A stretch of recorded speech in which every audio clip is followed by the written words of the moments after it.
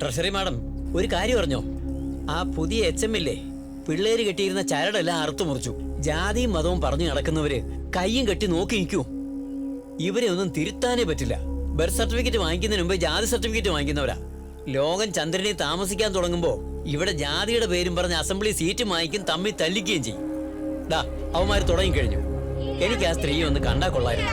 Madam, ഇന്ന് നമുക്ക് രണ്ടുപേർക്ക് ഒരുമിച്ച് ആ സ്ത്രീയെ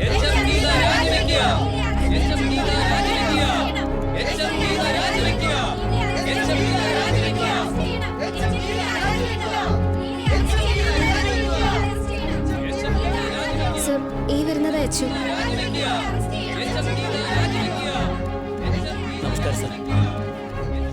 HM ഗീതാറാണി നിങ്ങളാണോ? അതെ. ഓഫീസേഴ്സ് വന്നുകൊണ്ടിരിക്കുകയാണ്. അവർ വന്നിട്ട് സംസാരിച്ചു തീർക്കാം. ഇപ്പൊ മാഡം സ്കൂളിൽ കയറണ്ട, തിരിച്ചു പോകും. എനിക്കെതിരെയല്ലേ അവർ സമരം ചെയ്യുന്നത്? ഞാൻ തന്നെ സംസാരിച്ചോളാം. വേണ്ട, എന്തെങ്കിലും പ്രശ്നം ഉണ്ടായാൽ ആര് സമാധാനം പറയും? സമാധാനം ഞാൻ തന്നെ പറഞ്ഞോളാം. ചേട്ടാ,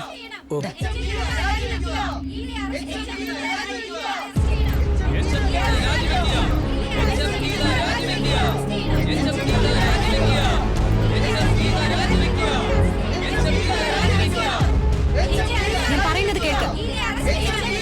ഞാൻ പറയുന്നതൊന്ന് കേൾക്കാൻ.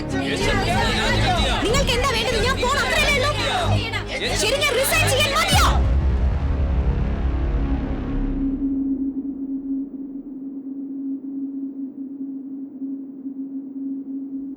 ഞാൻ എന്തായാലും പോവാൻ പോവല്ലേ. അതിനു മുൻപ് 3 ചോദ്യങ്ങൾ ഞാൻ ചോദിച്ചോട്ടെ. എന്ത് ചോദ്യം ചോദിക്കാനുള്ളത്? ചോദിക്കൂ.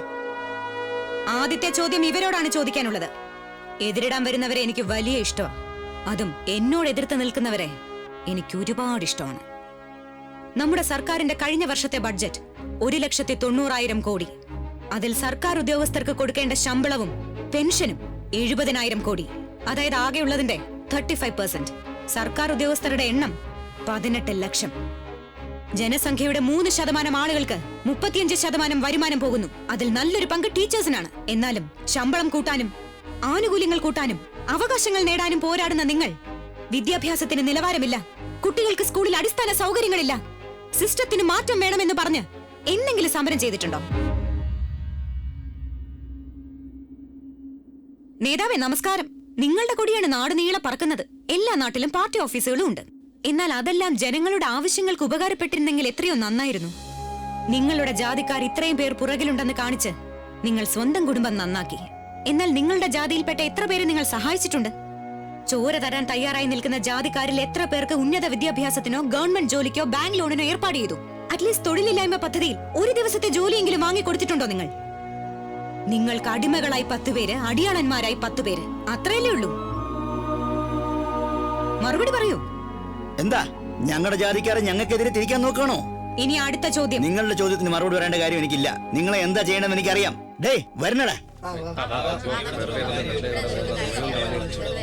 നിങ്ങൾ എപ്പോഴും ടീച്ചേഴ്സിനെതിരായിട്ടാണ് സംസാരിക്കുക.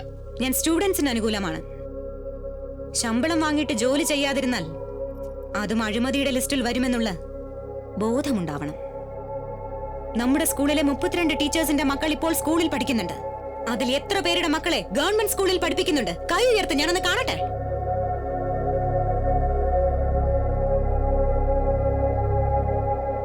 നിങ്ങൾക്ക് പോലും നിങ്ങളെ വിശ്വാസമില്ലെങ്കിൽ ഞാൻ എങ്ങനെ നിങ്ങളെ വിശ്വസിക്കും?